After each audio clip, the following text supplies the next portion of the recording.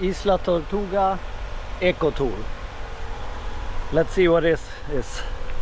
I just went from San Jose. It was like a 3-hour trip from San Jose to Isla Tortuga. First 2.5 hours in a car, and then half an hour by speedboat. And now we're here. And unfortunately, the last 2 weeks have been very cloudy and rainy on San Andres, where I've spent some time diving and just relaxing. And when I left San Andres, the good weather came there and it went here instead. So when I got here last night, it was just pouring down. So it's like the bad weather is following me, but there's not much you can do about it, right? And since it's cloudy today and it's very humid and hot anyway, but I didn't want to stay on the beach here on Isla Tortuga because there's no sun. So they said there was a small hike, and I like hiking, so let's see what it has to offer. Apparently you go 1 lap around the entire island, so let's see what it is. I've been disappointed before. On San Andres I did a botanical garden hike, and it sucked.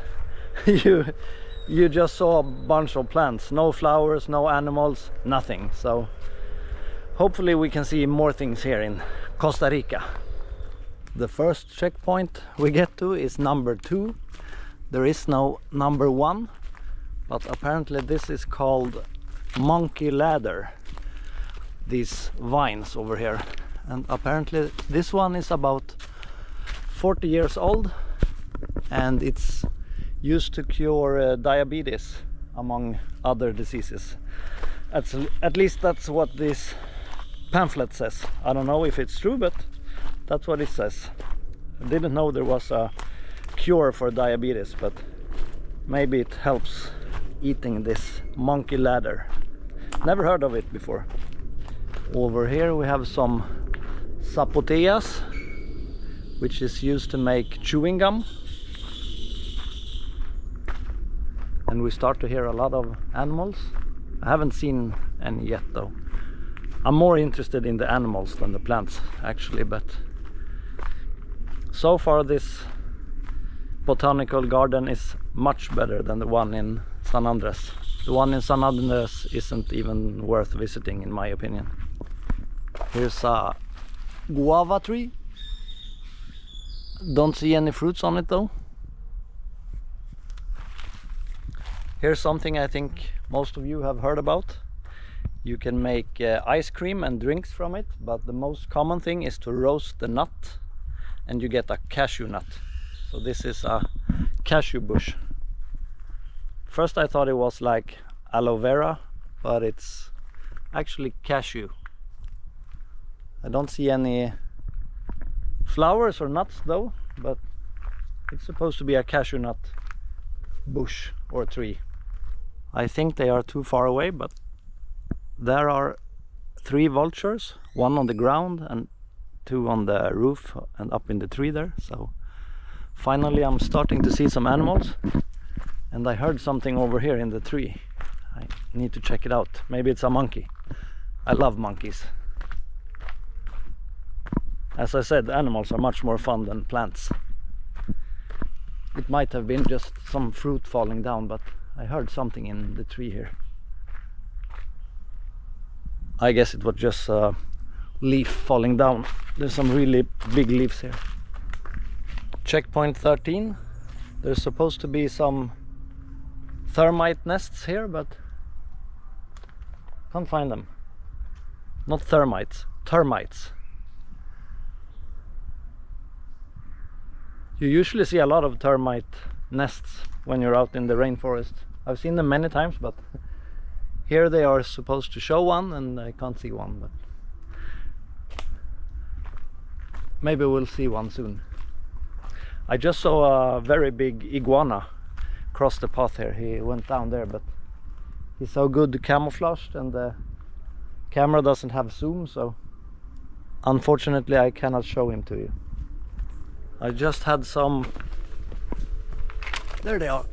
Parrots fly over me. I think they are macaw parrots. You know, the really colorful ones. They are like blue and red and yellow, all kinds of colors. They are maybe, it's hard to show, but half a meter or something from their beak to their tail. Not very big, but not super small either. They're very beautiful. Here we have a strangling fig, strangling another tree. The birds eat the seeds and then they take a dump by the tree, and the strangler fig grows with support of the tree, but then it ends up strangling the tree that once supported it and finally kills it. So this tree will die because of the strangulation from the strangle fig. It didn't feel so humid when we went here on the boat, or even when we entered the beach, but as soon as you enter the rainforest here, it's like 100% humidity. I'm like soaking wet, although it isn't that hot actually, maybe 25 degrees or something, 26 around there. But yeah, it feels like you're sweating a lot, but it's mostly the humidity from the air. Here we have the option to follow the main path over there, or go to the left for an optional trail that's twice as difficult as the normal one, and it adds 35 extra minutes. You go up and then you go down and then you come back on the main trail right here again. So if you take this extra trail, which I'm going to do, of course, you don't miss anything of the main trail either. You just get to see more.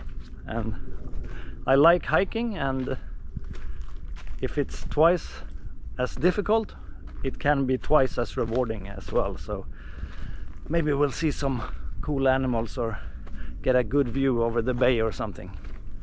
I highly recommend bringing some proper shoes and insect repellent. I'd say that it's a must. You will have a very hard time here if you don't. There's lots of insects, and I wouldn't want to walk here with flip-flops, so bring some shoes and put some insect repellent on before entering this hiking trail. I just checked my app and it's more like 30 degrees, not 25 as I said, and super humid, so walk slowly. It's strange though, when I arrived in San Jose, which is the capital city of Costa Rica, last night it was like 18 or 19 degrees, and it's just a 2-hour ride from here, but it was raining a lot and it's higher up, and it's usually a little hotter by the coast. This island is located in the Pacific, so it's on the west coast of Costa Rica. I told you, you get rewarded when you go on adventures and do things that are a little harder. It's an amazing view from up here. You can't see it, but over there is an island called the Sleeping Lady, and when we arrived with the boat, you could actually see why it was called like that. It was like a woman lying down on her back with her arms on her chest and her eyes closed, looking up at the sky, and it really looked like that. You didn't even have to use your imagination. It really looked like a sleeping woman. And the Tortuga Islands are actually 2 islands, which one of them looks like a turtle. That's why they are called Tortuga Island. I just almost stepped on that snake. I don't know if you can see it. It's yellow and black. Luckily snakes are usually more scared of you than you are of them, so he ran away. I don't know if it's poisonous, but I don't want to find out either, so Pay attention. But sometimes it doesn't matter because I do pay attention, but they are so well camouflaged.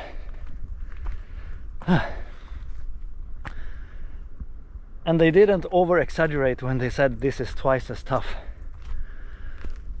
It's not difficult, but it's very steep, so you need to be in good physical condition to go up here. I would like to see some colorful frogs also.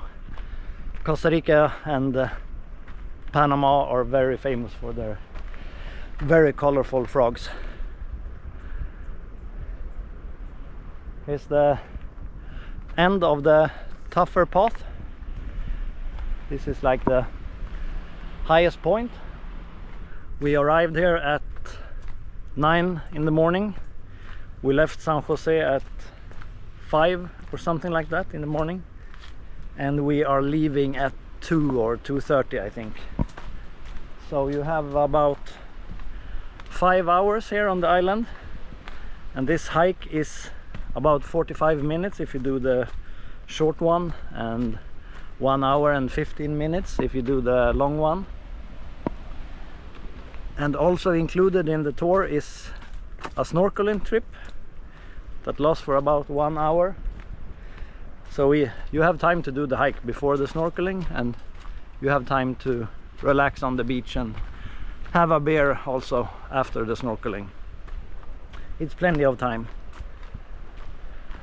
I would like to stay here a little bit longer, but the trip home is very long and it's more traffic in the afternoon, so it probably takes 3 or 4 hours to get back home. So we won't be back in San Jose until maybe 6 or 7 or maybe 8 even in the evening, so it's kind of late. But it's a fun day trip from San Jose. Here we have a termite nest.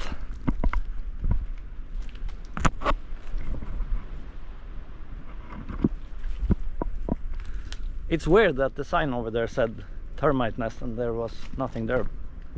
That's what they look like, and you can find them almost everywhere if you're in the jungle or the rainforest or whatever you want to call it. I just saw a huge spider crawl into this hole under this root. I don't want to get too close, but he's there if you can see him hiding. I don't want to touch him. You shouldn't touch any animals, of course, but especially not the ones that might kill you. Spiders, frogs, snakes. The big ones, the cat animals, you don't have to be scared of because you will probably never see them or encounter them. So of course they are dangerous, they can also kill you, but they probably won't because they will run away as soon as they hear you. They are very, very shy. I just saw a huge Ara parrot. That's what they call in Swedish, at least. You know, the huge green ones, the really big green parrots. Of course you cannot see him because he's in the tree over there, but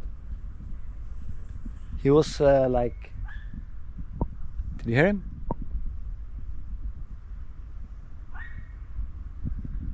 That's him. This is what's so amazing with Costa Rica and Nicaragua, for example. You walk around in the forest and you see all these exotic animals. You're just used to seeing them on like television and stuff. Of course you can see them in zoos, but I don't visit zoos. I don't think wild animals belongs in a zoo. So I rather see them here in the wild where they belong. Definitely don't go to delphinariums, that's even worse. I'm starting to reach the end of this trail, and down here is the beach. Out of like 100 people or something, I was the only one doing the hike, which I like because that's what I like about hiking. It's being by myself, just walking around and enjoying the nature. I can be at the beach some other day. I've been on the beach like every day for 2 weeks, and I will be at the beach after this hike. Whoa! Jesus! That was another snake, exactly the same one as I saw before. Let's see if we can get him on the camera.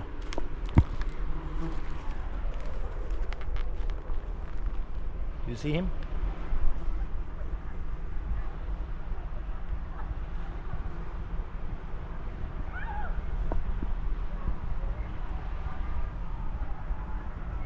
I don't want to get closer than this because maybe he'll bite.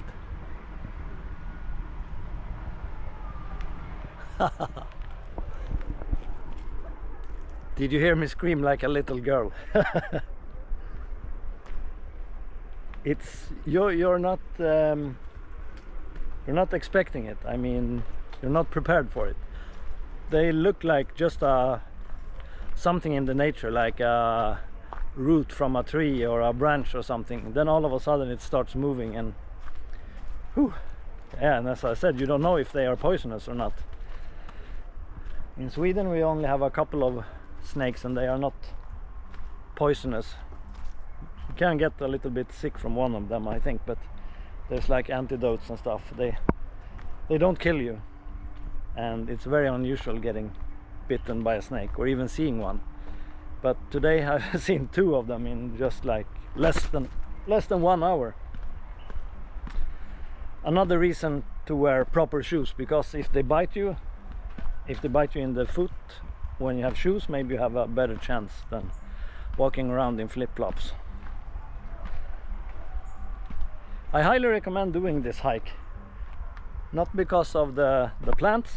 There were some interesting plants and trees, but you get to see a lot of wildlife in a very short amount of time. I haven't seen any monkeys so far, but I've seen snakes, lizards, spiders, parrots, and I mean, that's a lot for just less than an hour of hiking. Now I'm going back to the beach, as I was talking about before the snake, and have a dip in the ocean to cool down a little bit, because I'm soaking wet now. It's very, very hot and humid, so now it will be nice with a dip in the Pacific. Let's see if they have cerveza before we take a dip, and how much they are. Costa Rica is a little bit more expensive than the other countries around here, and the islands are even more expensive, I guess. ¿Cuánto cuesta una cerveza? 2.000 colones. 2.000 colones. Una imperial, gracias. Gracias. 2.000. That's 2,000 colones, which means $4.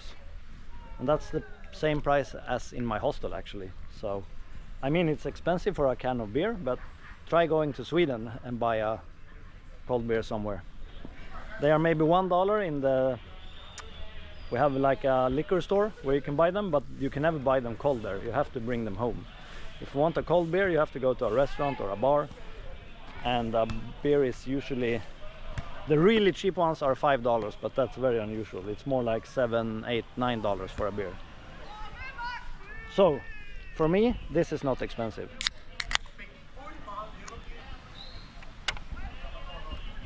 Pura vida. Cheers.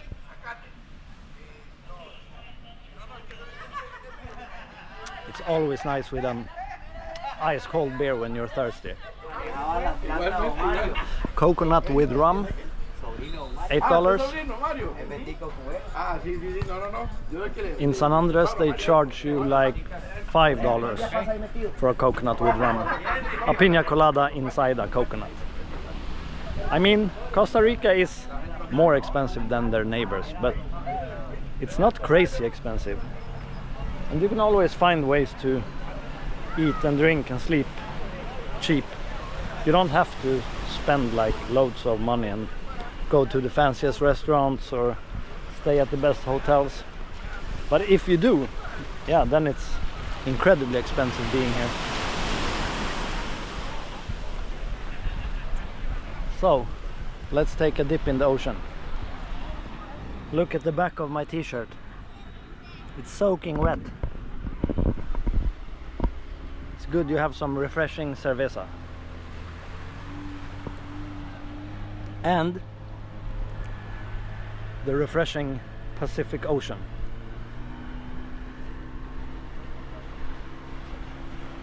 I did some dives in the Pacific on Easter Island and it was like 20 degrees, so not very nice but not super cold either. But I suspect that this water is a lot warmer because we are more north, we are closer to the equator, it's hotter here, and also it's not in the middle of nowhere, so the water has a chance to build up some temperature here. Easter Island is basically in the middle of nowhere, so yeah, this water is not cold, super nice. I'd say at least 25 degrees, maybe more. On San Andres it was like 28, 29 every day when we were diving, and I didn't wear a wetsuit and it felt basically like this.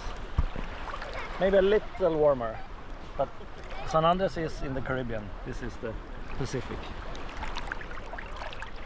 So let's go!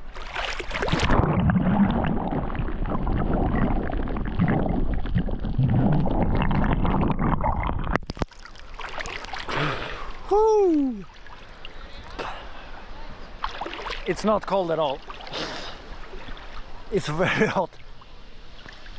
It's always when you first get in it feels a little bit cold, but then you get used to it and now it's very warm. I could go scuba diving in this without a wetsuit, easy. It's very comfortable.